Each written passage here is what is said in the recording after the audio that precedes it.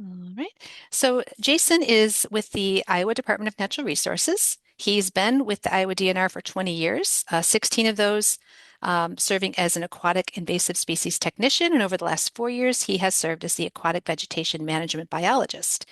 He previously worked for Texas Parks and Wildlife in fish culture and has a degree from Iowa State University with an emphasis in fisheries biology.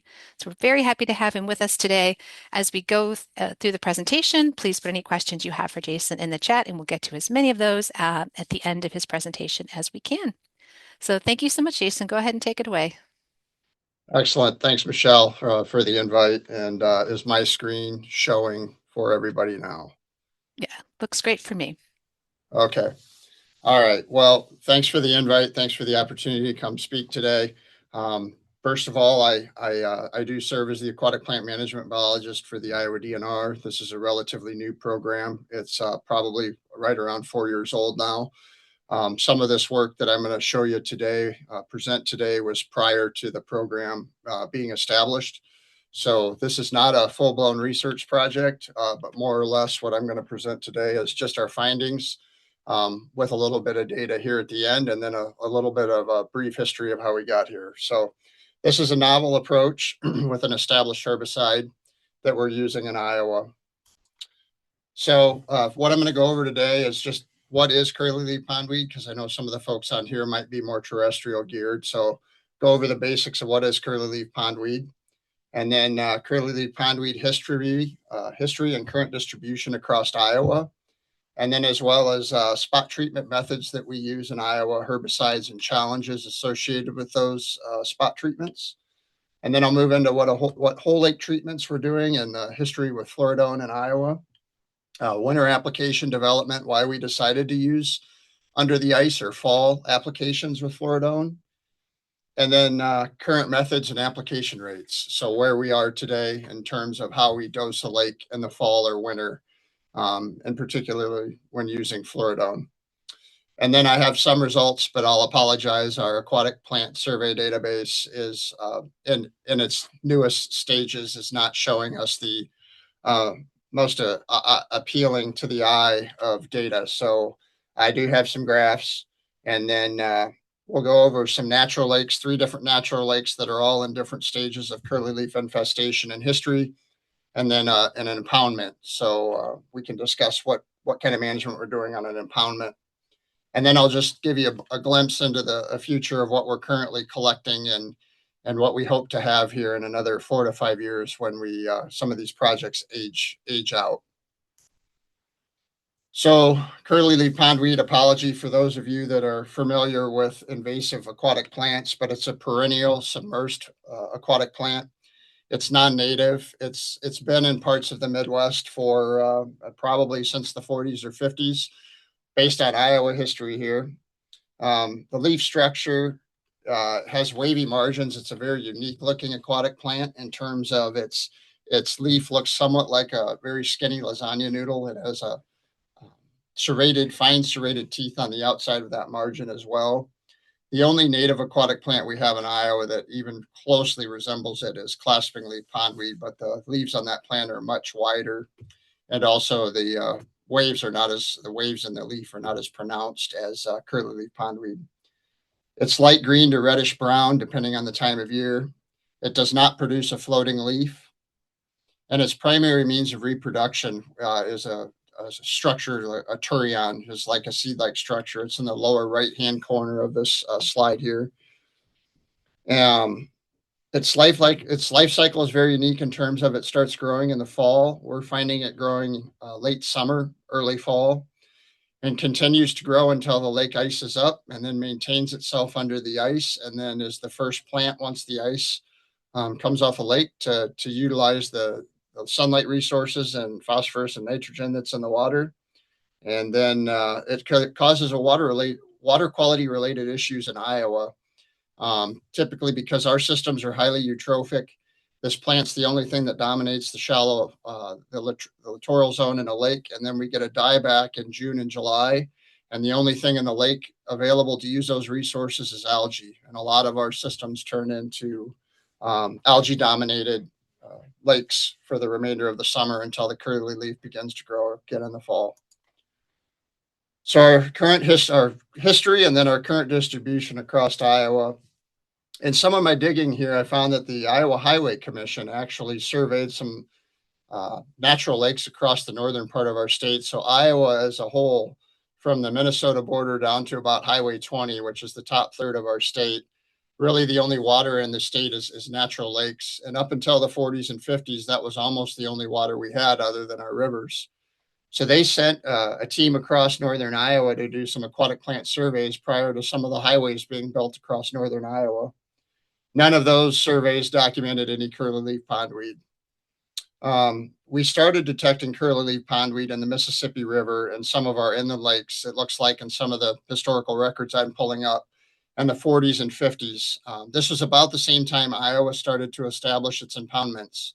So we started to impound some water south of Highway 20, which is that bottom 2/3 of the state. And once those impoundments became more established and more widespread, I looked into some of our treatment records in the 60s, which in the 1960s, Endothol kind of showed up on the scene as a tool in aquatic plant management. A lot of those early fisheries professionals were treating curly leaf pondweed in the 60s and 70s with Endothol, and then you'll see some records of dicot use in the 80s when it became registered.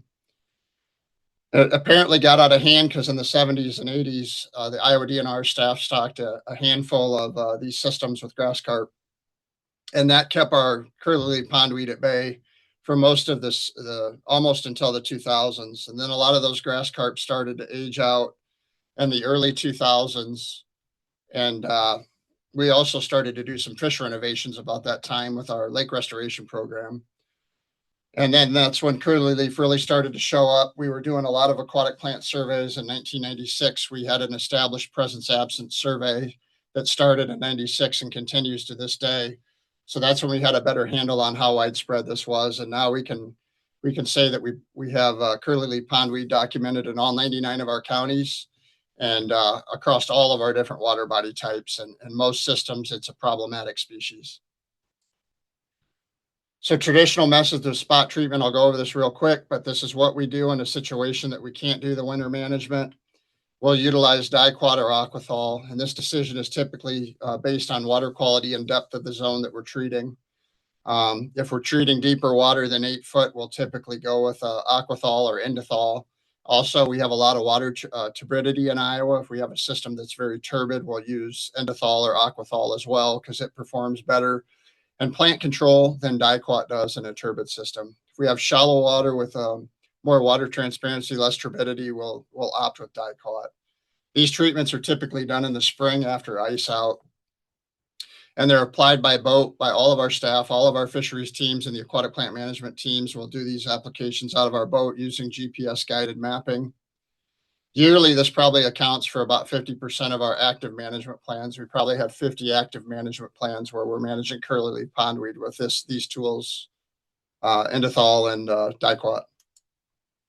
So the challenges when you get into spot treatment is you only get yearly control.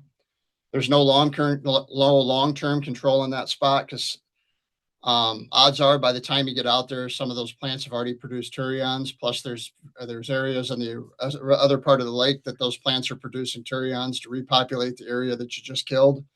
So you're really not getting any long-term control there. And sometimes in these treatment zones, when you're using endothol, you'll find out that sometimes when you pencil it out, you're spending more on endothol than you would on a fluoridone dose.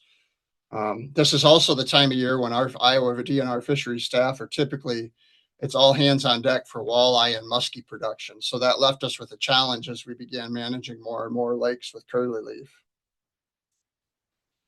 So then we'll shift gears into the whole lake treatment Iowa history. So Iowa DNR has been using Sonar or fluoridone, active ingredient. Typically, we're using the trade name Sonar AS. We've been using this product since 1994. And we've used it extensively in our aquatic invasive species program to eradicate Eurasian water milfoil in lots of systems across Iowa, natural lakes and impoundments and sand pits. Back when we first started using it, we were using it at 15 parts per billion to control Eurasian water milfoil. What we found since then is we can actually turn those rates down significantly. But we've continued this use and obviously reduced our rates down to 6 to 8 parts per billion, even with a shortened window to control Eurasian water milfoil in the spring. Sometimes those treatments in the past have looked like a 45 to 60-day treatment carried out in the spring. The only problem with doing those spring treatments is you do impact that year's native plant growth by doing a spring treatment for Eurasian water milfoil. We've also used fluoridone in the form of pellet. We've used Sonar Q, but we've also used Sonar 1. We're attempting to eradicate brittle naiad, which is another non-native plant that we're managing here in Iowa. And that we use a stair-step method of 7, 15, 7 parts per billion. And then we do have 2 lakes that we've used that method on. And so far in the last 3 years, we have not sampled brittle naiad in it after our treatment regime. But for folks, fluoridone's mode of action is essentially it starves the plant, not allowing it to photosynthesize. And over a long-term treatment, starves the plant and kills it. You'll notice the plant's turning yellow or bleaching out and turning white. It's a category 4 in terms of safety profile, so very low toxicity and breaks down with sunlight. So what you need when you're planning a whole lake treatment, in Iowa, we have a mapping program that goes around and maps a lot of our higher use lakes. So we have really good bathymetry maps for a lot of our higher grade fishing lakes. But if we don't, we have bio-based technology where we'll go out and map it with our Lowrance fish finders and our workboats, and we'll get a bathymetry map from that. Having a current water level is in terms of how low the lake is. Sometimes you can reduce the amount of chemical you need. If you have a drought and you're down 7, 8 inches, you can take that into account before you dose with fluoridone. And watershed to lake ratios are really important. You need a low watershed to lake ratio to ensure that you keep good concentration of fluoridone in the lake for those long-term treatments. And you need a fast test, which is it's a concentration test that you collect a very small bottle of water and you ship it out to CPRO's labs, which is the manufacturers of Sonar or the fluoridone products we use. And they will run a concentration test and tell you where you are in terms of your concentration. And we typically are running these every 2 to 3 weeks. And then it's nice to know, work with your partners, your city partners, your county partners, your wildlife groups. Sometimes we found that we've had a washout of chemical, but we've had no rain or melt event that would cause that washout. And simply what happened was there was a watershed drained, or I'm sorry, there was a wetland drained up the watershed that flushed a lot of your chemical out. So those are things to think about as you put together a whole lake treatment. So why did we get to thinking about doing this stuff under the ice if we knew we'd had success using fluoridone in the growing season after ice out? In Iowa, we were starting to detect curly leaf pondweed germination in sometimes August and September. So we were getting some extensive stands of curly leaf pondweed prior to ice up. Since 2017, we went out and conducted some on the ice vegetation surveys with Markham underwater cameras and Vexilars, and we would drill holes along our traditional vegetation transects, and we would put the transducer in to detect the top of the plants, and then we would drop the camera in to verify that it was in fact curly leaf pondweed. We were finding pretty extensive beds of 1 to 2 foot tall plants back in 2017. I would say we've since found out that some of those beds now, don't know what's happening, but some of those beds now are 3 to 4 foot tall before ice even forms on the lake here in Iowa. There was some thought that if we did a longer term treatment, applied it in fall or under the ice, that we could have a longer treatment window. We could lower that herbicide application rate, and we would have less of an impact on the native plants. And the treatment would be done by the time the ice came off the lake. But then also, a lot of our fisheries staff, it comes into a labor issue. A lot of our staff were busy with muskie and walleye production in the spring. So a lot of our work would be done prior to that heavy lift of walleye and muskie production. So where we've gotten to since 2017 to now is we're using a low dose of Sonar AS. We're typically dosing at 5 parts per billion in the fall prior to ice up. And we do this prior to ice up now when we first developed this method, we were doing just reservoirs, and reservoirs tend to mix well, even if we injected this sonar through the ice after ice formation. But on our natural lakes, we're not getting that good mix sometimes in the winter. So we're applying all these doses a week or two before ice up. We'll all go out and get these doses put on at 5 parts per billion. And our bottom is we don't let the concentration fall below 2.5 parts per billion for this 90 to 120 day treatment. Most of our treatments are pushing 120 days or more now. We typically run those fast tests every 3 weeks to make sure that we're staying above. First fast test is just to make sure we hit concentration, and then every fast test after that to ensure we're staying above the 2.5. We only bump or add chemical if we have fallen below that 2.5 part per billion threshold. And we're starting to stay to watersheds under 30 to 1, because when we were kind of developing this, we were using watersheds that were 50 and 60 to 1. And we had a lot of issues with herbicide concentration staying due to, a small rain event or a melt event would dilute our chemical out, and we wouldn't get complete kills. So this started in 2017 when I was in the AIS program, and we were doing about 6 lakes a year, and we're now up to 14 to 16 lakes every winter. And we have paired this in 2 situations with Eurasian water milfoil eradication. So now some of our Eurasian water milfoil eradication events are taking place in the fall and winter versus early in the spring and into summer. And I'll go over one example of that. And the goal here is we're targeting the plant before it produces turion. So our hope is we're eliminating that year class of plants essentially and creating space for native plants. And then hopefully if we can do this 5 years in a row, we would eliminate some turion in the sediment so that we would eventually outrun our turion base, that we could just do small spot treatments for a while. So the results I'm going to show you, I kind of lump these. We've got a lot more lakes in these treatments, but these are the ones. I apologize. We do 140 surveys a year and over 100 plant management activities with herbicides. So I tried to pick the ones we have some data on and actually have put it into the database. Our database is new, and some of the outputs that it's giving us are not, they're not accurate. So I'm having to go through and recheck some of this data. But Crystal Lake is a natural lake with a well-established curly-leaf pondweed population. That's why it had grass carp stocked in it. It's 264 acres. It's got a 7 to 1 watershed. Curly leaf has been present, showed right back up after our fish renovation in 2010. And then we're at 2 years in to the fall winter work at this lake. Lake Cornelia is in the same region.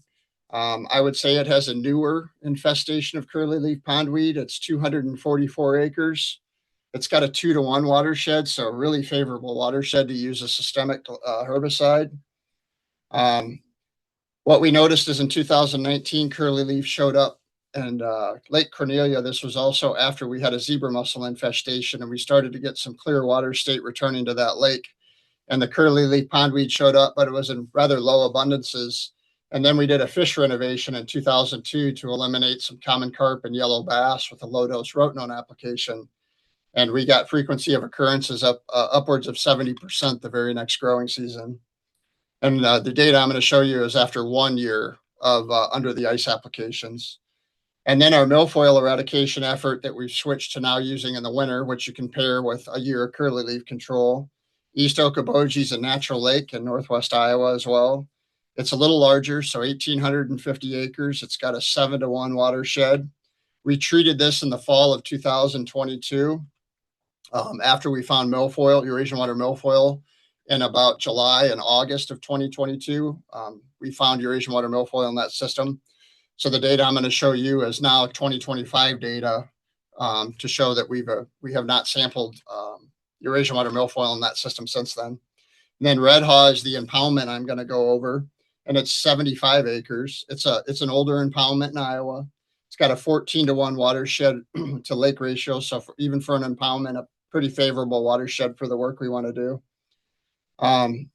We started doing these treatments in 17 and 19, and then we took a couple of years off, and the curly leaf became a problem again. So now we put a new effort into it starting in 24, 25.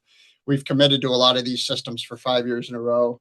This lake has a rich history in curly leaf management that I can find records all the way back to the 60s that we're managing curly leaf in this impoundment.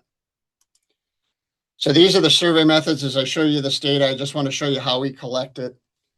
We have kind of three different survey methods we use in Iowa. Since 1996, we've had established transects in all of our lakes that we simply do a presence-absence survey. We drag a rake from shore out to the edge of the veg line, and we identify everything to species. It gives us a species list and then a frequency of occurrence across those transects. Then we do a comprehensive survey where we do a same transect, but we do a rake pull every 2 foot of contour drop. So we would identify everything that's growing on the surface, floating or emergent, and then we do everything submersed, and we collect abundances with that data as well. And then on our larger natural lakes, we have the point intercept grid that is more standard across the northern region with natural lakes where, you know, the veg grows almost all the way across the basin. We have a 100-meter grid point intercept. And then in 2024, we've added BioBase. We added BioBase because we think it complements some of our comprehensive data to give you a picture of what that lake looks like with a three-dimensional biomass of aquatic plants as well as the percent area covered. So BioBase can give us that picture of how many plants are growing in the entire lake, but then also what that bio volume looks like to the volume of the lake that's occupied with aquatic plants. So Crystal Lake's that first lake, the one with more well-established, and I apologize, these graphs that our database puts out are top-notch here. This is a frequency of occurrence in 2021, so you can notice that we don't have a lot of diversity in our plant species for this lake, being a natural lake. Curly leaf pondweed dominated the system with over 90% frequency of occurrence, and sago pondweed was pretty tight to shore. Barely sampled any plants in this lake prior to any sort of management, and had several toxic algae blooms and many fish kills on this system. So this is what that first winter of sonar dosing looked like. We kind of treated it at 5. You'll notice we never really dropped below that 2.5, about past 100 plus days. So that's a really good dosage and concentration throughout the winter. And then this is our 2025 comprehensive veg data, not fish data. I apologize. This is our frequency of occurrence from our comprehensive data. So you'll see that sago, this really does not paint a picture of how abundant the plants were. This just tells you how many times we sampled it. But wild celery starting to show back up, flat stem pondweed showing back up, sago's still present in the system.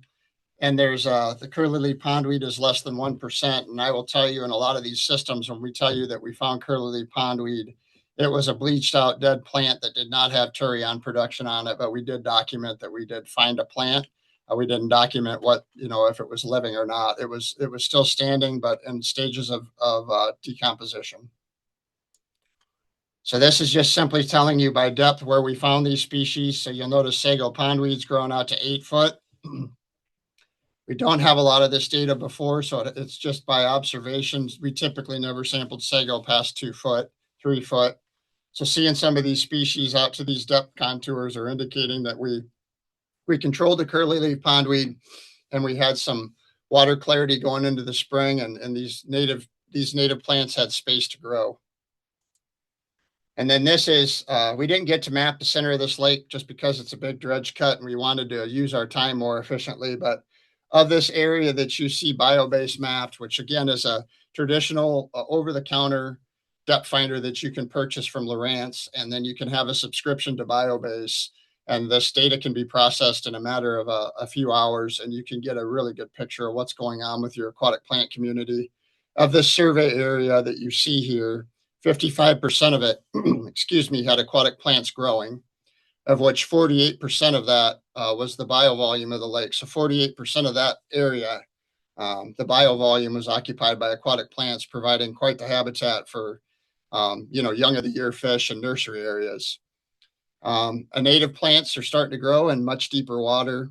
We had improved water clarity throughout the summer months. We didn't get those toxic algae blooms, and we didn't get the fish kills that are pretty common at Crystal Lake. And then seeing wild celery back for the first time in years, it's starting to reestablish in the lake. And again, a lot of these systems were completely unusable every spring prior to us doing these under the ice applications. So Lake Cornelia is that other natural lake that's got a newer, we call it a newer infestation of curly leaf, but also has some other players going on here at the lake. So you notice in 2019, that's when we first detected curly leaf pondweed, and it steadily increased until 2022, but then you'll see it jump all the way up to 70% frequency of occurrence. That was after that fisheries renovation, which returned the system to somewhat of a clear water state. And that's the year that a lot of the local community and our county park partners decided we were going to put together some sort of a plan to manage this.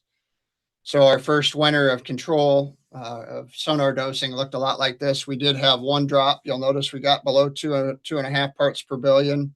So we immediately put a bump in and got that concentration back up. With this treatment again, this one went out well past 100 days. And then this is that frequency of occurrence from a comprehensive survey that we did this past summer. And you'll notice on this one, we found 12% curly leaf pondweed in this lake. But I can just tell you from observation, almost all of those plants were dead, and nothing had a turion, which typically by June 10th in Iowa, our curly leaf pondweeds have turions present on the plant. And then this is the depth. This lake was not growing plants out past that 4-foot contour like a lot of our other systems that are dominated with curly leaf. We're now growing plants out to the 12-foot and 8-foot and 10-foot contours. It's really quite a response after 1 year of under the ice application. And this is what that biobase map looks like to paint that picture, just the true abundance on the lake. 81% of that of the whole lake, we got this one, the whole thing surveyed, just because there's not as big of a deeper area on this lake. The north side of the lake is really the only depth that the lake has. 81% of this bottom was covered with aquatic plants, and 26% of that was aquatic plant biovolume within that water column.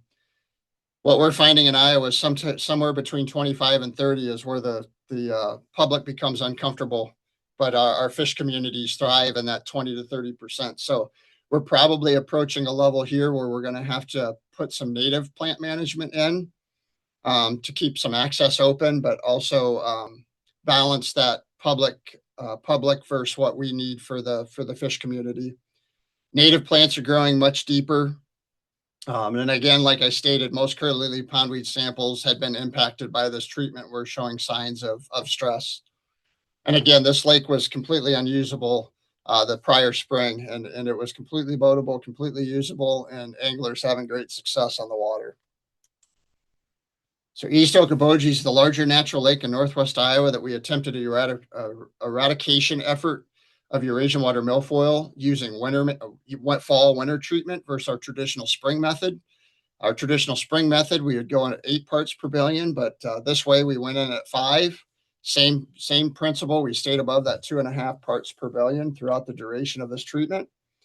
This lake has a few more native plants just because it's also got a couple lakes above it that feed native plant seeds into it. So you'll notice a little bit wider swath of native plants growing in this one, but we did have over 10% Eurasian water milfoil. This was the first summer we detected it. We've sampled this lake twice a year since 1996. So we're fairly confident that in 2022 was the first time we found Eurasian water milfoil. So that winter, we put together a plan to go after that Eurasian water milfoil, knowing that we'd also get a year of curly leaf control, although you'll see that curly leaf really wasn't a major player in terms of abundance in this system. These are what the fast tests look like for that winter. Now you'll notice we have 3 different fast tests, and that's because East Okoboji, we kind of segmented it into 3 different basins to treat. There are 2 very shallow basins on the upper end that go through very small pinch points, and then a very large basin at the south end that has much more a larger average depth. So we broke these into 3 to dose them. So you see those charts, we bumped a couple times, but we kept that concentration above that 2.5 for the duration of that treatment. And this one, we went almost out to 200 days.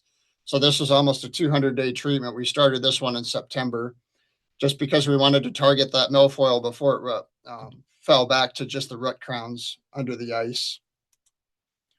So this is what the frequency of occurrence map looked like during our comprehensive survey that we conducted in 2025. You'll notice a lot of species present in this one. This lake has a lot more species. But what I can tell you is we've sampled this lake twice a year since that treatment in 2022, 2023, and we are still Eurasian water milfoil free in that system. And these are the depths at which they're growing in this lake. This lake traditionally has had a lot of species present, but has had a lot of water clarity issues. And you're starting to see that lake respond to it's coming into a clear water state now. Whether that's from aquatic plant management or it's from watershed work is still to be told. There's a lot of watershed work going on around this lake, but we're starting to see some really beneficial native plants growing out to that 10-foot contour and beyond, which is really providing a lot of habitat for our fish in there. And we got this one, the whole thing bio-based for another project. So 24% of the lake's bottom had aquatic plants growing, which 29% of the bio volume was occupied by aquatic plants. The one notable thing on this lake is we're starting to see native plants grow out deeper than we have in probably the past 30, 40 years. That's a number of things at play and as to why that's happening, not just the management that we're doing on this lake. We are still doing some curly leaf management on this lake, but just on the upper end. Improved water clarity, and the upper end of these systems are average depth of 3.5 to 4 foot. And when we do some curly leaf management with sonar on the upper end of the system, the system remains boatable throughout the summer. And again, no milfoil found since 2022. So now I'm going to move into the impoundment. So the southern 2/3 of our state is dominated by small impoundments. This is one of them. So it's got a frequency of occurrence here in 2022. You'll notice curly leaf pondweed was 100% of our every transect we threw. We found the curly leaf pondweed. And the other problematic species in this lake is whitewater lilies. Now, again, that's a native plant, but it's producing problems for any native plants to grow because one, they're choked out by curly leaf pondweed in the spring, and then in the summer months, the whitewater lilies become so abundant in 10 foot of water or less that our native plants can't grow underneath that canopy. So we are managing the curly leaf pondweed, but then in the summer months, we're coming in and managing the whole stand of whitewater lilies with drones. So our hope is to get those whitewater lilies knocked back. We're managing almost 50 acres of whitewater lilies on this lake alone, so that we can start to see a little bit more of a native response from those two treatments. And this is what the first fast test looked like on that system when we started this 5-year project. So this was last winter. You'll notice this one dosed a little higher than 5, but that's because the lake was low. But we also just went ahead and treated because it was only a 6-7 inches low. But we also were planning on some rain events and some snow melt. We just wanted to see how it would respond. As you can see, it stayed for well out past 125 days. We were still at 5 parts per billion or better. So again, great concentration. Sonar is doing its thing there. And then you notice this is our frequency of occurrence from our comp surveys that year, this past summer, I'm sorry. You'll notice whitewater lilies. We did this survey in April and June. So take that into account why our whitewater lily frequency of occurrence was only 10%. They were just starting to grow at that point. And the survey does not pick them up as well earlier in the year. But you'll notice we do have some native species in there. It's just their very, very low frequency of occurrence. And a lot of that's to do with that big stand of whitewater lilies as well. And these are the species by depth. Obviously, we got whitewater lilies growing out to 8 and later in the summer 10. Coontail is about the only plant that could take advantage of this situation. It's growing out past the whitewater lilies. My hope is we start to see a lot of these, a few more pondweed species show up, like maybe sago or leafy pondweed shows up after we do this management for several years in a row. Because it's going to be a twofold approach. We've got to manage the curly leaf and the whitewater lilies. And this is the bio-based mapping that we did on that system. We didn't map the middle of the lake because this lake is a traditional impoundment in Iowa with steep and deep shorelines. We just tried to keep our bio-based mapping to the littoral zone. So you'll see of the surveyed area, 48% has plants growing present on the bottom, of which 32% 32% of the biovolume of the lake is occupied by plants.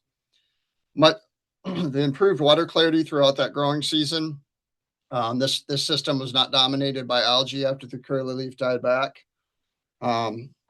We just got to manage that. We have a lot of problems with whitewater lilies and American lotus in Iowa, so that's a whole nother management activity that we have going on. But we're also going to be managing these whitewater lilies pretty aggressively to try to promote some native species, submerged species to grow. So when we started this project, when we restarted a lot of this work, we decided that we were going to do some turion sampling in a set of these lakes that we're currently doing the sonar dosing on, which is somewhere between 14 and 15 every winter. So we started this collection in 2024. But what we found when we went out the fall of 25 is we had so much abundance and biomass of plants, native plants in these areas, that we're going to have to shift our fall sediment sampling to spring, to hopefully we can actually get to the sediment with our petite ponar dredge. Because this fall we couldn't even get to the sediment because some of our vegetation was so dense. The native vegetation was so dense. So we're going to switch that to the spring, and we're going to try to do turion sampling until a lot of these lakes hit their 5-year treatment window, and then we'll finish sampling hopefully in 2029. But those are some of the number of sites and the number of turions that we sampled in these systems in the fall of 2024. We have some other sand pits and whatnot that we've collected this on as well. And then stay tuned. We've got more to come here. This is this winter's fast test, and I left this really high number in here. I know Keegan's in this talk, but a lot of our treatments are going very well. We've only had to bump one. We're out to that 70 and 80 day mark right now. We're about 4 or 5 fast tests into this winter treatment. This is a larger natural lake that we're treating, Clear Lake, that you're seeing up here in the 20s. We dosed this system at 5, and our first fast test we were right at 4.7 or 4.9. Those were both still open water. Then what happened was the lake froze up just a few days before we collected this sample. And the thought is a lot of that floridone got concentrated at the surface of the lake when that's where we typically pull our sample. So we went back out 3 weeks after that we had that, really high number there. We resampled it, and it was back within our concentration that we were expecting, somewhere between that, 4.5 to 5 parts per billion. But these are all of our fast tests on one graph that we're currently running this winter.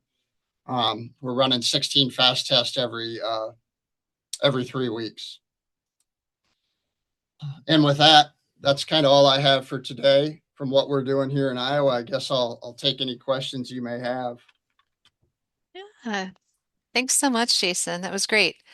We have one question that I'll read out of the chat, but I encourage everyone, if you have questions, and we still have time, so feel free to add yours to the chat now. So we have a question, can the treatment be done entirely on ice? The lake I have in mind has a motorized boat restriction, but is easy to access in winter. Absolutely. We do several of our treatments through the ice.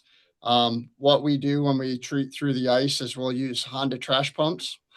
We'll drill several holes. We'll try to scatter the treatment throughout the lake, but we will use a Honda trash pump and dilute the chemical and let that trash pump chemical down into the lake. And if the ice is clear enough, you'll see that plume of floridone go under the ice using that trash pump. But we do several of our doses, like we do all of our bumps through the ice. And after we complete a bump, you'll see that concentration bump up in our next fast test. Okay. And then we have a question about turion sampling. Do you mean going out and literally pulling turions off of plants? No, I wasn't very clear with that. We're using a petite ponar dredge, and we drop it into the lake sediment, and then we sift through that and count the turions. We are counting viable turions versus typically if the turion has some hard structure to it, we consider that one viable. If it's mushy, we consider that one unviable. So we're documenting that while we're doing this as well. Okay. And are you treating the volume of the entire lake in the winter? Yes. Yes. And the summer, that being said, in the summer months, we've used floridone above the thermocline. and we have had success doing that as well. Okay. I know this isn't part of your treatment plan, but do you know of any successful non-chemical methods for curly leaf pondweed? Not in Iowa. Any treatment done in rivers? No, it's really hard, even with the best of contact herbicides. You can't keep contact for the 72 to 96 hours. So we do not do any management in our rivers. Okay. Are there any disadvantages to winter applications of fluoridone versus in summer or fall? No, sometimes it's a little cold. Sometimes bottle rinsing can be challenging, but from our standpoint, the advantages outweigh any of that. It's frees up fish staff, and it gives our native plants the best chance of success. And then there's a question if you've found any, if you've encountered any pesticide hesitancy from any stakeholders or landowners and how you've communicated around that. I was kind of curious if you were sharing that information on native plant resurgence. Um, We don't have a lot of resistance towards herbicide use in Iowa. We are the most altered landscape in the country. We have a lot of row crop production, a lot of chemical use across our landscape. We have had a little bit in the Okoboji area, but with a little bit of education on how safe the safety profile is on Sonar AS or Fluoridone products, and the toxicity being very, very low, um, typically we don't have any problems pushing through with projects at all. And then we have a question, would you be able to share your established protocols with, I guess with this group or with anyone who contacted you? And are there any negative impacts of fluoridone on aquatic species like freshwater mussels? At the rates we're using them, we would want to ask probably CPRO if they have any documentation on that. But your toxicity to a lot of aquatic invertebrates and fish is very, very low. They are not impacted by this.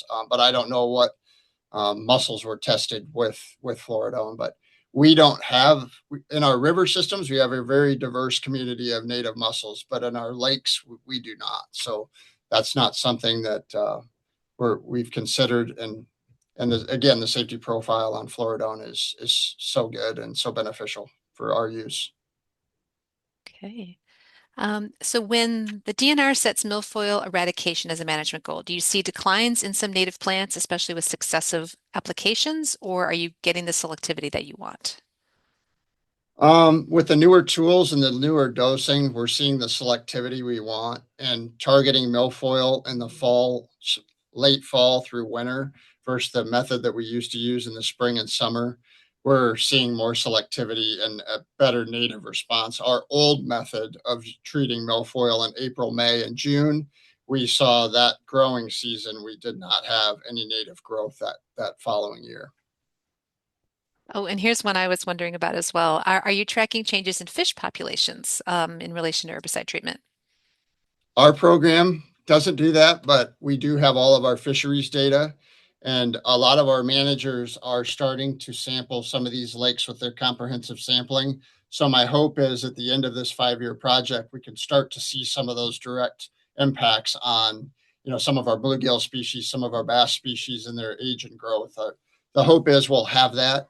But our aquatic plant management program is not sampling the fish. We're relying on our fish managers to do that. Okay, we have one more, unless anyone adds any additional questions, and we have a few minutes, so we can. Okay. Um, but are you aware of any curly leaf treatments on any wetlands with active water management? Not that I'm aware of. A lot of our wetlands are drawn down in the fall and winter.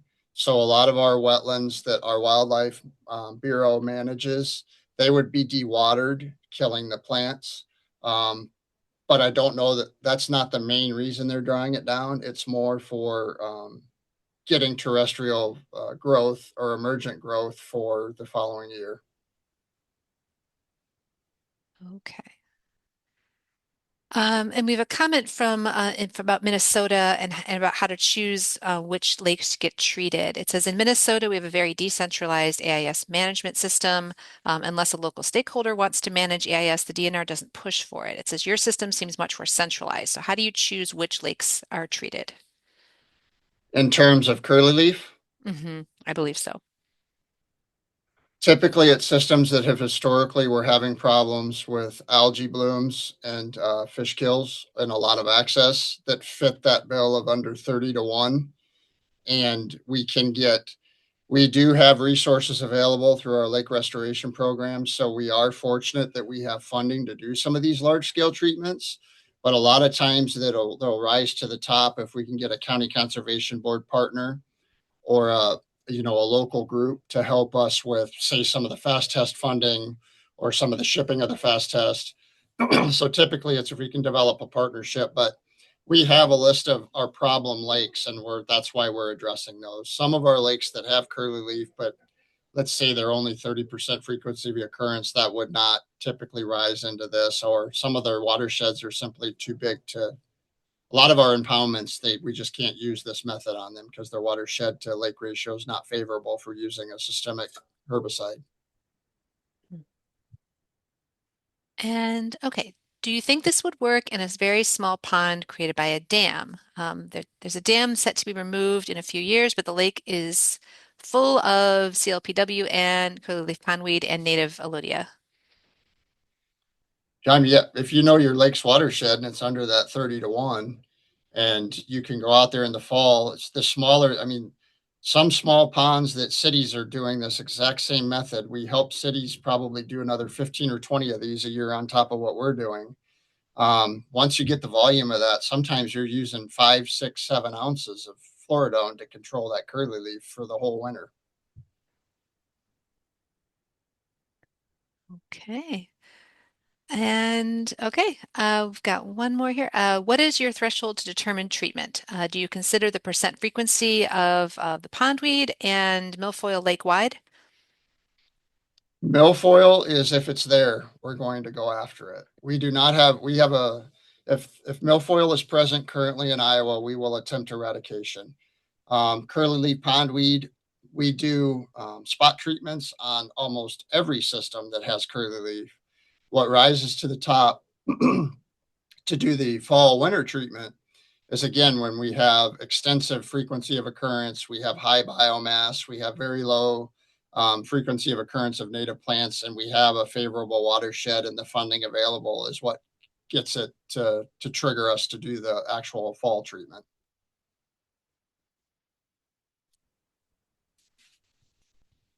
And one thing that I've left out of all this is we are dosing some of our systems with alum to get ahead of our phosphorus, doing some phosphorus mitigation. On those systems that we're dosing with alum, if they have curly leaf in them, we are doing this whole lake treatment because we would have an even a more problematic curly leaf stand after an alum dose if we didn't get control of that curly leaf pondweed before a spring application of alum. Only one lake in the project fits that right now. Okay. All right. Well, I love all the questions. This is wonderful. Thank you, Jason, for entertaining all of those. Um, I just want to, I'll give everyone maybe one more minute in case there's any further questions. But in the meantime, I just want to again say thank you for presenting today. This was really interesting. And just a reminder, if anyone joined late, this has been recorded. This will be put up on MIPIN's YouTube channel. Probably in a couple of weeks. We like to get the closed captioning all sorted out for you. And then we have more webinars coming up this year. If you go back to MIPIN.org, you'll find we have a presentation next month on lesser celandine. We have one on drone management of Phragmites, which might interest this group. And we have some others coming up as well that we'd love you to join us for. Any final comments or thoughts, Jason, that you want to share before we end today? No, I just appreciate the opportunity to share what we're doing here. I know it's not a full-blown research project, but hopefully it can be helpful. All right. All right. Well, thank you. Thanks everyone for coming today. Thank you again, Jason. I'm seeing some nice comments in the chat, so I think a lot of appreciation for you sharing this information. All right. I hope everyone has a great rest of your day today and take care.